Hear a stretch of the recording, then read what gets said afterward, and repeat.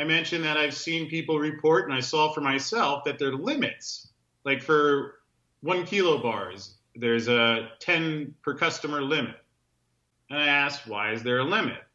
She said, to make sure that everybody can get some. And I said, but here's Richard Hayes saying they have plenty of silver. Why do you need to do a limit? Was this always the case that there's been a limit? She said no, she wasn't sure exactly when, but about a week and a half ago. So basically, when Richard Hayes started doing interviews, calling anybody who says there's an issue a complete Fruit Loop, is the exact same time when they place the limit on the bars. Yep. Well, hello there, my friends. Chris Marcus here with you for Arcadia Economics. And tonight, a video that I think you'll find a bit intriguing.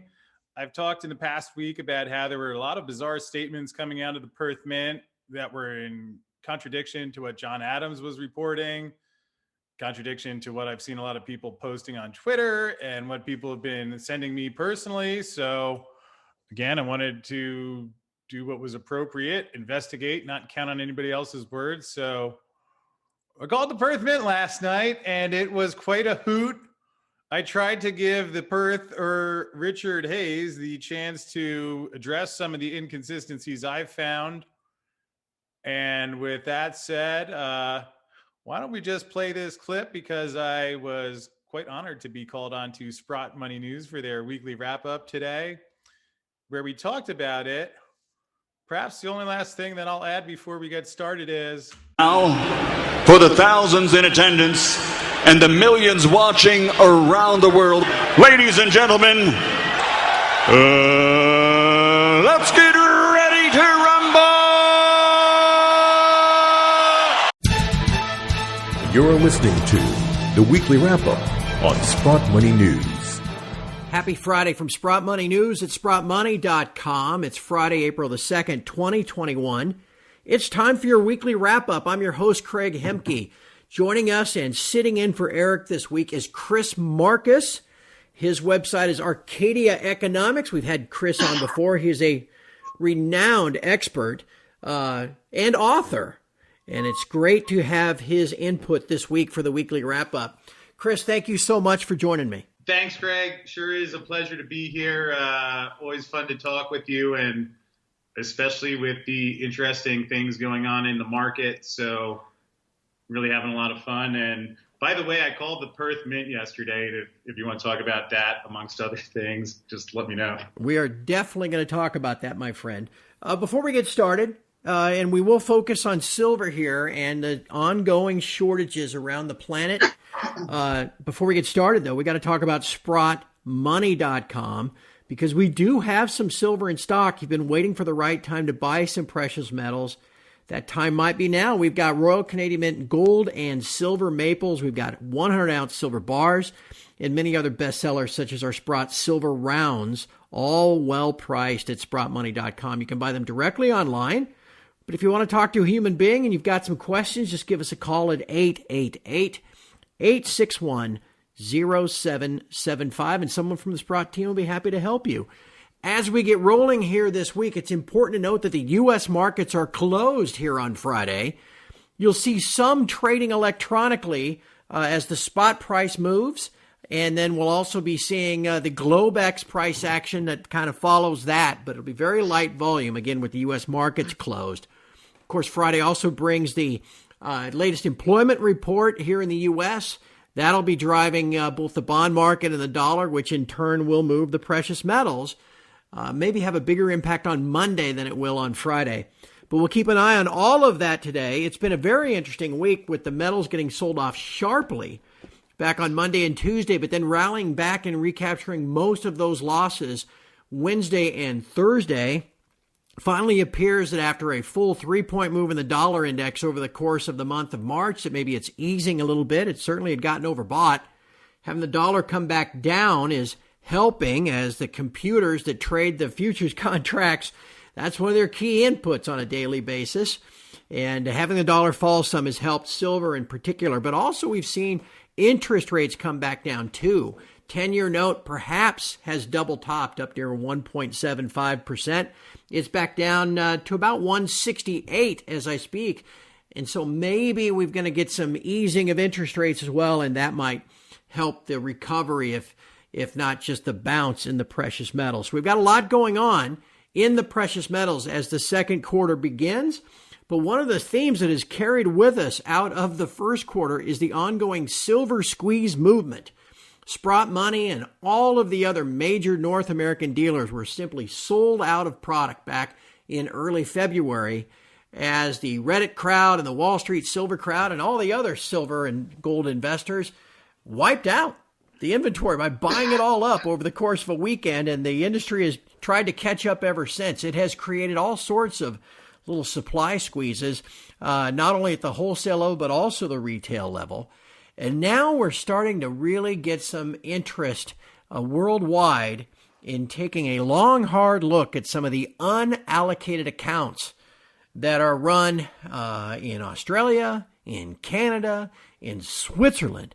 What do you really own if you own precious metal in an unallocated form? Oh, sure, the fees for storing it and insuring it are less.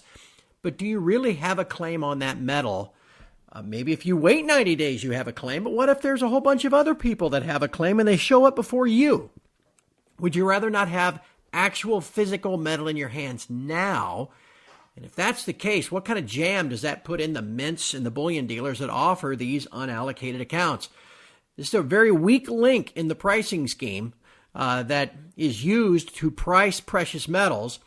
And it's something that is suddenly getting exposed a little bit. I wrote about it a couple of months ago here at Sprott Money, saying watch these unallocated accounts. If they start to show stress and are being forced to make delivery of metal that they don't have on hand, well, that might really set up an interesting problem. So my friend here, Chris Marcus, has been sniffing this out over the last week or two.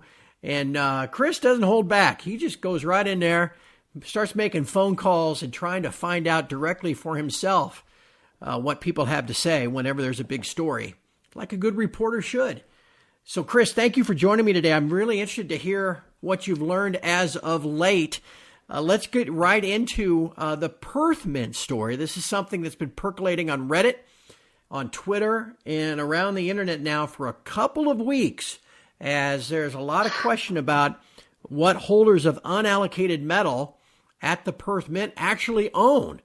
I know you've been, like I said, kind of doing some elbow work trying to find out what's actually going on. What do you have to share with us today? Well, I did call the Perth Mint because I've been a little confused by Richard Hayes. He's the CEO of the Perth Mint, and he had some rather cryptic comments in recent interviews that I was perplexed by, partly because, I listen to some keyboard thumpers like you and John Adams, and I do talk to some of those Reddit ape buffoons. So, by all means, I want to be upfront, completely transparent, unlike some of the other people in the bullion industry, in that, if I'm a conspiracy theorist or a keyboard thumper, which is a new term, keyboard warrior. Keyboard warrior. Warrior. I like pretending you said keyboard thumper because it's just kind of funny. The whole thing is quite absurd in reality. Craig, I guess if I could ask you one question, you mentioned about the Sprott Money. I'm curious if customers call Sprott Money and are buying silver, do the brokers at Sprott Money act as if they're offended by that? Well, I'm pretty sure they don't. They're in the business as an online dealer of actually fulfilling orders.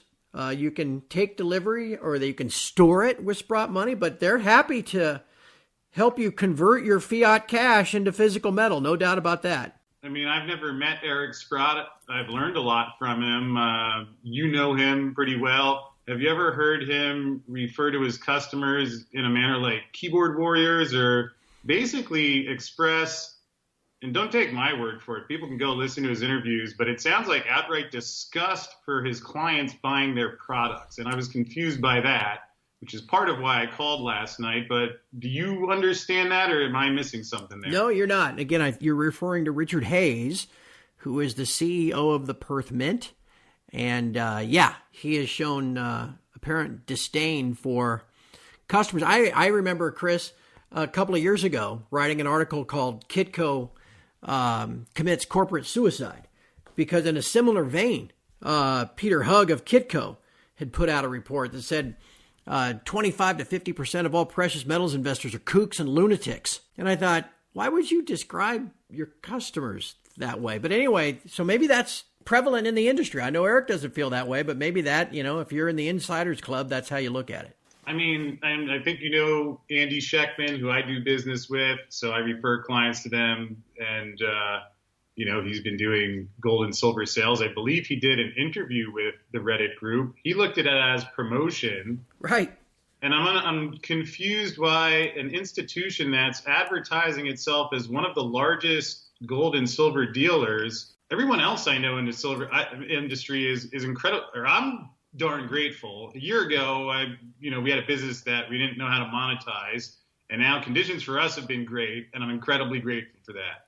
I know a lot of people who work at bullion shops filling orders. They're doing a lot of business and they're making money, and everyone else seems to be happy about that. But Richard Hayes, what is he so pissed off about? I don't know the answer to that. Maybe I do.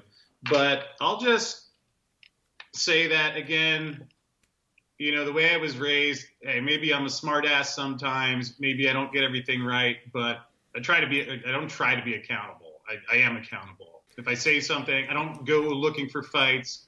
I understand. I spent time on Wall Street. I see when you get sucked into negative energy, the cost of that. And I left that for a reason. I walked away without a salary for a reason. So I'm not going around trying to get myself in legal trouble or pick fights because I have nothing better to do. But frankly, the stuff the guy's saying doesn't make sense. We have John Adams, who I've known, I think, it's at least over a year. So, it's not like it's the first time I've heard of John Adams. And he's reporting all this stuff. He's reporting customers telling him this, customers telling him that. I'm getting emails I have a lot of viewers in Australia, and I'm getting similar stories. Yet I'm thinking, well, there were some things already that didn't add up that I vocalized on my show. But then as I'm hearing more and more, I don't want to sit there and say, well, this guy's doing that because John said it, or because Craig said it, or Santa Claus said it. But at least, do things in a responsible way. I understand my career is over if I ever become a, incompetent journalist or just start doing an agenda. And I've gone through the hard parts of life, I like to think. So it's kind of nice. My life is good now. So just by doing honest reporting, so I don't have any interest in doing anything else. I've never had any interest. Right. So I'm thinking, all right, well, this stuff is really starting to sound weird because John Adams I don't want to say he called Richard Hayes a liar, although he certainly presented a lot of evidence that, let's say, would make it seem like Richard Hayes was directly lying. Certainly contradicts Richard Hayes. I listened to your show last Friday on TF Metals Report. Great subscription, by the way. See that there, Craig? Yeah, thank you. And you mentioned that you had interviewed him a couple of years earlier and didn't seem to be on the same page as him. Went back and listened to the interview you did with him, and I'm confused because then the Perth Mint, a couple of days ago, they tweet out, we have plenty of silver and we're inviting this journalist in to take pictures. Right. I'm thinking, well, that's great. I didn't realize at the time, someone else points out the guy that they're inviting in to take pictures has 72 Twitter followers, which I'm not trying to say that's the character of someone's work, but just, there's like Craig or for example, Rob Keynes, who's been doing this for a while. People know who he is. They've heard his track record, and he has an auditing background. Would be a little more convincing to me, yet, I've heard Bix Weir talk about how they do leases, and there's stuff on their website talking about leases. And here's John Adams basically accusing him of a lot of stuff that I sure wouldn't want people saying about me. Craig, if I have a downside, it's like I'm like sometimes like Marty McFly when I catch someone like lying and ripping people off. I've never learned how to like handle that and be like, oh, I'm cool with that. So you called down there Chris. You got someone from the Perth Mint on the phone. And by the way, I'd suggest anybody call the number, verify what I'm saying, see what they tell you, because rather than answer John Adams, I offered to host an interview with John Adams or Richard Hayes. No response. They just say they're going to do that. So I called last night. I don't know, it's about 11 o'clock Central Time.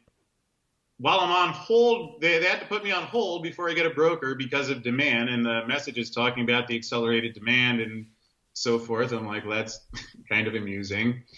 Finally, a woman gets on the phone, and I was asking about the availability of silver because actually earlier in the day I had spoken with someone who's a gold and silver dealer that has the ability and was interested in trying to place a large order to see what's really available. So I was being completely truthful when I said, I'm active in the silver market. I have clients that are interested in silver. I've heard Richard Hayes and that there's plenty of silver available. And she says, yeah, there's plenty of silver. I said, how many 1,000-ounce bars? She said somewhere between 50 and 100. But you have to have the account open, which U.S. people can't do. So basically, fast forward, I mentioned that I've seen people report, and I saw for myself that there are limits. Like for 1 kilo bars, there's a 10 per customer limit. Think that's the same for 1,000-ounce bars? And I asked, why is there a limit? She said, to make sure that everybody can get some. I said, but here's Richard Hayes saying they have plenty of silver. Why do you need to do a limit? Craig, I mean, maybe I'm missing something, but you're active in the bullion industry. Like, if you have plenty of product and people are paying, you know, talk about, we hear about how the dealers are scalping, and which I disagree with, but people are paying $8, $9, $10 over spot. If they have all the silver, why is there a limit? Do you know that? I'm asking because I can't figure it out. I'll tell you what she said, but I still don't understand it. Do you have any idea? I would suspect it's because you don't have it on hand. Well, she just said so that some people could get some. And I said, was this always the case that there's been a limit? She said no. She wasn't sure exactly when, but about a week and a half ago. So basically, when Richard Hayes started doing interviews, calling anybody who says there's an issue a complete Fruit Loop is the exact same time when they place the limit on the bars. Yep. Now, is it starting to sound like this guy's watching a little too much Goldman Sachs or CPM Group yet?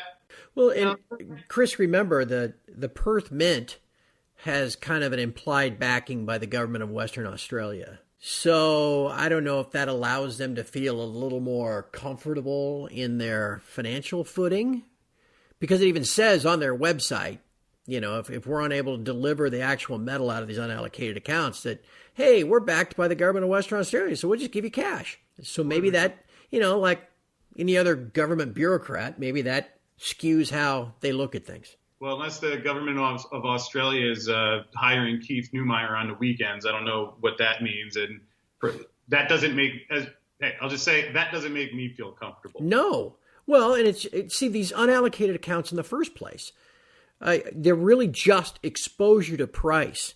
People worldwide that think that they own actual metal. That's not the case. That's not what you signed up for. You signed up for, well, okay, if you ever did want some, give us 30, 60, 90 days, we'll get it to you. But if everybody shows up at once, there's no metal there. There's not enough for everybody. And that's what this broker is basically telling you. We got to have a little bit for everybody. You know, it's no different, Chris, when you say, than a run on your local bank. You know, if they've got $1 million in the vault and one person shows up wanting $1 million withdrawal, they'll say, no, we'll give you 10,000 so that when other people show up, we got some cash for them too. It's a fractional reserve system. Well, Craig, I think those are valid questions. But when I mentioned to this woman, I was saying, you know, frankly, I don't know that I feel comfortable because what you're saying doesn't match what the CEO is saying.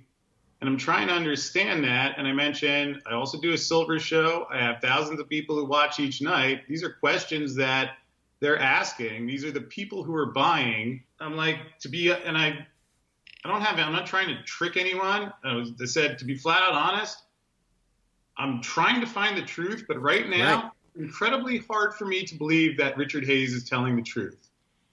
And so I said, if he wants to come on, I have a show. And there's a guy, John Adams, that's basically saying what he's saying is not true. And if you'd like to have him discuss that, I'd be happy to host that. And she says, well, you can email something at orders at Perth Mint or something. I'm like, I just told you that there's a lot of people accusing the CEO of your organization of saying basically a lot of stuff that he's saying is contradicting.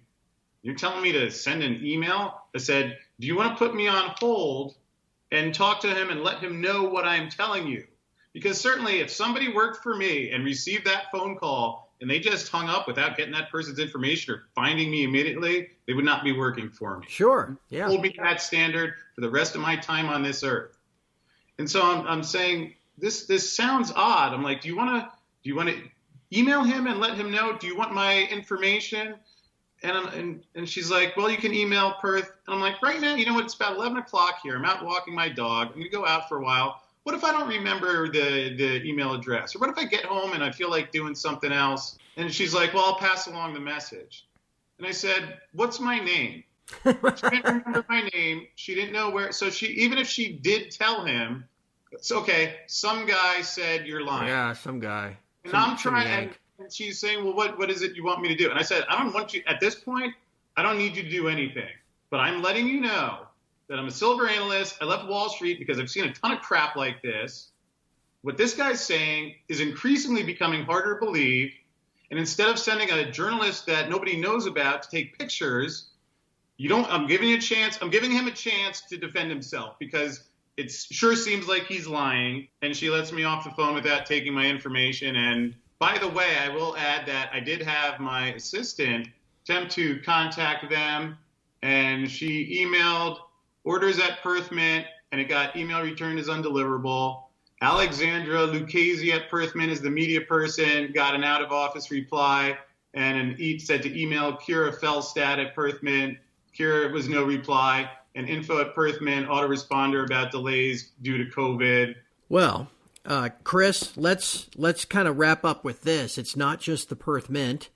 There are credible reports in this John Adams, who works for a bullion company in Australia, has checked out what are credible reports of trouble at ABC Bullion with their unallocated accounts. ABC Bullion, the largest private bullion dealer in Australia. But again, this is not just an Australian problem. And again, it is a carryover from what has been this fractional reserve scheme that has been persisted for decades, where there's far more beneficial owners to every ounce than there are ounces. And with the limited amount of silver that's mined every year getting completely devoured by industrial and investment demand, there's just not much room for error. So again, as we wrap up, Chris, this is going to be an ongoing story. This isn't going to end in the next couple of days. What else? Where do you see this headed? Let's put it that way. What else will you be looking for? I guess the thing is, and the reason I felt it was important to call is because it seems weird. And if this guy's not being truthful, and I've heard Andy Schechtman talked about last year, Perth was supplying to COMEX. That basically Perth bailed everyone out last year. Now we're getting reports of people can't get their metal from Perth.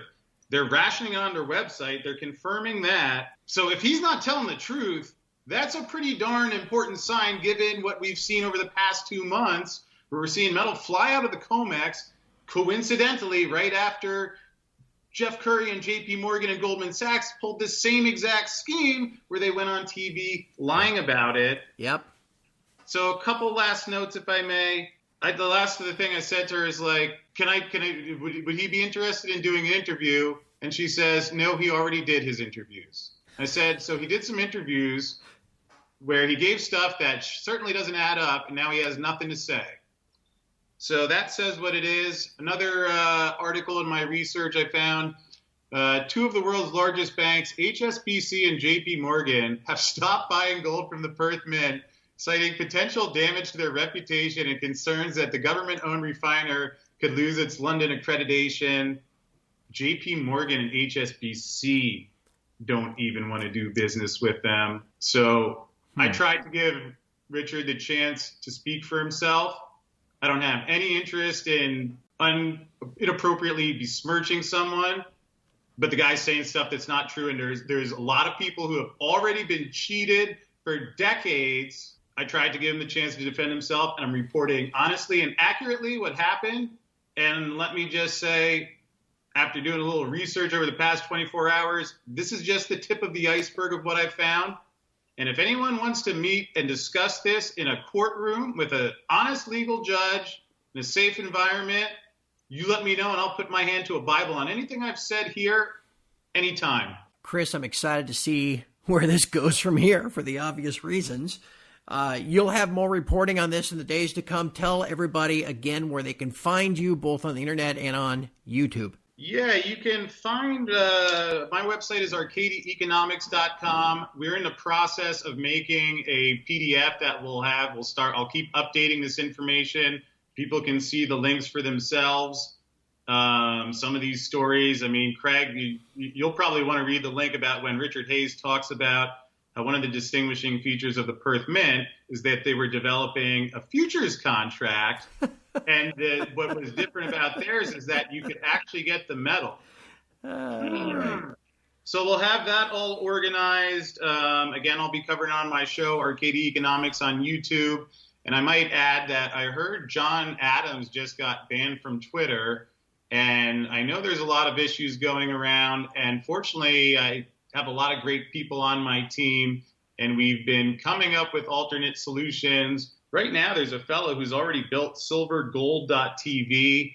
And he's looking for great content providers. We're participating with them. Great fellow named Walter. So no matter what, I'm going to be out there doing what I feel is right and sharing the best information that I can about silver, because there's a lot of stuff that, frankly, I think isn't true and I think people deserve to know. So I appreciate you having me on here. Appreciate everything you've done. You've been a great teacher to me. And it's when I think back 2009, sitting on the New York Stock Exchange, reading Sprott articles, and now that I'm being invited to be on the show, it's quite an honor. And I thank everyone involved for that. Well, you're very kind to say that. And again, just a reminder to everybody, this is a 3-day weekend, with Friday being the Christian observance of Good Friday. That's right. So we want to wish everybody a happy and safe Easter. And again, remind you, we got to get the word out on these things. So if you like the weekly wrap-up, if you like the Sprott Ask the Expert segment, if you like the monthly, I should say, video series with Chris Vermeulen, please make sure you like, you share, and you subscribe to whichever channel you're listening to. That'll help us get the word out. And of course, for all of your desires to get actual physical metal, none of this unallocated stuff, SprottMoney.com is where you want to check first, or you can always just call us, 888-861-0775. What a fascinating discussion with Chris Marcus. Chris, thank you so much for your time. Thank you, Craig. Appreciate it. And from all of us at Sprott Money News and SprottMoney.com, thank you for listening. We'll talk to you again next Friday.